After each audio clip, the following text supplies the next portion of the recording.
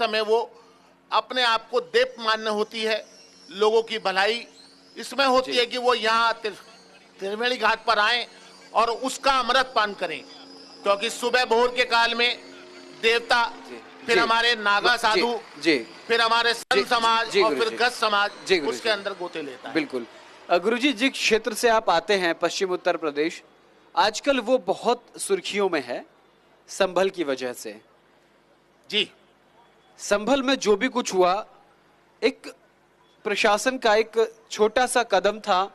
एक मस्जिद को ये बताया जा रहा था कि ये पहले मंदिर हुआ करता था, उसके सर्वे से किस्सा शुरू हुआ और अब हर गली में मंदिर निकल रहा है। मैं चाहता हूँ सूक्ष्म में संभल के विषय में आपको मैं पार्श्व में ले जाना चाहता हूँ। जी, भगवान कल्कि का अवतार संभल की भूमि से होना लिखा है, इसके प्रमाण है। संभल एक रियासत होती थी, वहां के राजा सनातनी थे, उन्होंने अपने समय में बाड़ियां बनवाई, कुएं बनवाए, मंदिर बनवाए, लेकिन 1947 से कुछ समय पहले हिंदू मुस्लिम राइट में वहां पर बहुत बड़ी मात्रा में मुस्लिम समाज आके रुका। उन्होंने धीरे धीरे वहां कब्जा किया, जो बाड़ियां थी वो बंद कर दी, जो मंदिर थे उन्हें बंद कर दिया गया, तोड़ दिया गया। इसी तरह जो अब ये निकला है उसके अंदर भी थोड़ी सी परेशानी ये है कि उसको, उसकी भव्यता को नष्ट कर दिया।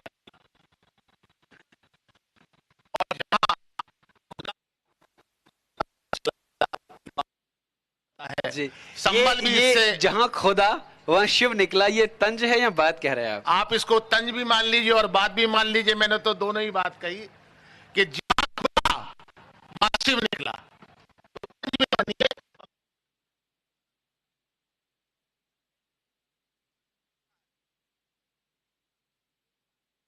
शिव में बड़ी बात कहने के लिए आप जाने जाते हैं।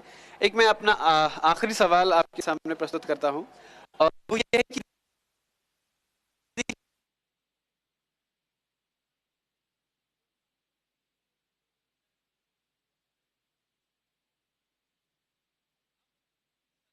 लेकर के सब बहुत गंभीर हो गए हैं।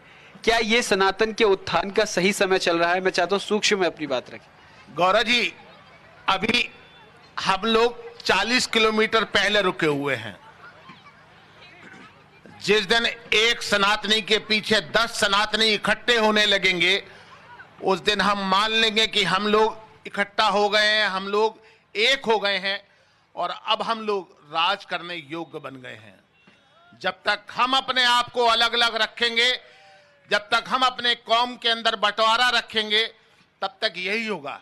मैं सरकार से आपके मंच से आग्रह करता हूं कि बहुत जल्दी धारा 30 और धारा 30A हटा दें, जिससे हम अपने मंदिरों में, अपने मठों में संस्कृत की पढ़ाई को पुनः स्थापित कर सके। आपको लगता है कि ये जो काम है सनातन बोर्ड बनने के बाद आसानी से हो सकता है? देखिए, मैं सनातनी बोर्ड बने, बहुत अच्छी बात है। अब अयोध्या के अंदर बोर्ड बन गया है, तो अब आप देखिए ना वहां विकास कितना हुआ है। आप क्या मानते हैं, इस कुंभ से सरकार ने इसके अंदर 7500 करोड़ रुपया खर्च करा है, लेकिन गवर्नमेंट को जो जनरेट हुआ है लगभग 27,000 करोड़ रुपया टैक्स के रूप में हुआ है, और लगभग 2 लाख करोड़ रुपए का यहाँ व्यापार होगा। और इसके अतिरिक्त लगभग 4 लाख लोग ऐसे हैं जिनको यहाँ पर काम मिला है। इसके अलावा पूरा क्षेत्र गवर्नमेंट के लिए एक ऐसा क्षेत्र बन गया जहां संसार को पता चला कि सनातन धर्म की बुनियाद क्या है।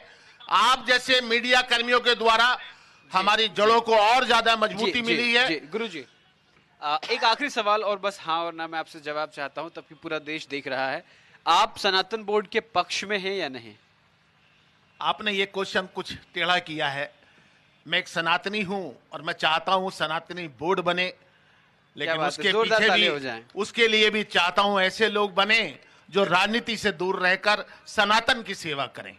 बहुत बहुत शुक्रिया महामंडलेश्वर डॉक्टर संजीव जी, आपने अपना बेशकीमती समय न्यूज इंडिया के लिए निकाला। तो ये थे हमारे साथ महामंडलेश्वर डॉक्टर संजीव जी, जो क्रांतिकारी धरा मेरठ से आज प्रयागराज के संगम तट पर न्यूज इंडिया की कॉन्क्लेव में शामिल हुए। आपका बहुत बहुत शुक्रिया। यहाँ रुकते एक छोटे से ब्रेक के लिए, ब्रेक के उस पार न्यूज इंडिया का महाकुंभ कॉन्क्लेव लगातार जारी है। देखते रहिए न्यूज इंडिया।